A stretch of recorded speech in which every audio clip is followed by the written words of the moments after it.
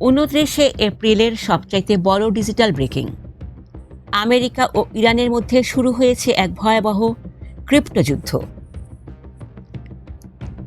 Al Jazeera জানাচ্ছে, Trump প্রশাসন ইরানের $34 কোটি মূল্যের ক্রিপ্টোকারেন্সি জব্দ করেছে। আমেরিকা মনে করছে এতে তেহরানের মেরুদণ্ড ভেঙে যাবে, কিন্তু ইরান কি সত্যিই নমনীয় হবে? তেহরানের মাঠ পর্যায়ের চিত্র বলছে সম্পূর্ণ ভিন্ন কথা। পররাষ্ট্রমন্ত্রী আব্বাস আরাকচি ওমান এবং মস্কো সফরে গিয়ে সাফ জানিয়ে দিয়েছেন, অবরোধ না তুলে ইরান এক চুলও পিছু হটবে না।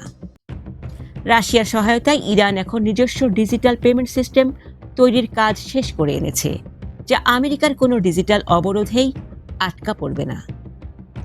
হরমুজ প্রণালী পাহারায় ইরানের নৌবাহিনী এখন যুদ্ধের সর্বোচ্চ প্রস্তুতিতে। ওমানের সুলতানের মাধ্যমে তেহরান জানিয়ে দিয়েছে, তাদের সার্বভৌমত্ব নিয়ে কোনো দরাদরির সুযোগ নেই। আমেরিকার $34 কোটি জব্দ করার দাবি কি তবে শুধুই প্রচারণার খেলা? ইরান এখন পশ্চিমা বিশ্বের প্রতিটি চালের পাল্টা জবাব দেওয়ার জন্য প্রস্তুত। ডিজিটাল এই বিরাল ইঁদুর খেলায় শেষ পর্যন্ত কার জয় হবে?